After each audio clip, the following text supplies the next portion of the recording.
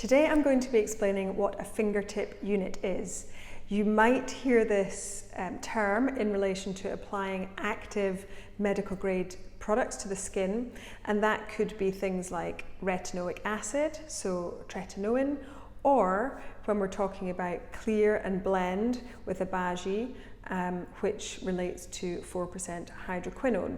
So it's really important when you're applying medical grade products to your skin that we have some way of identifying how much cream is going on to the skin.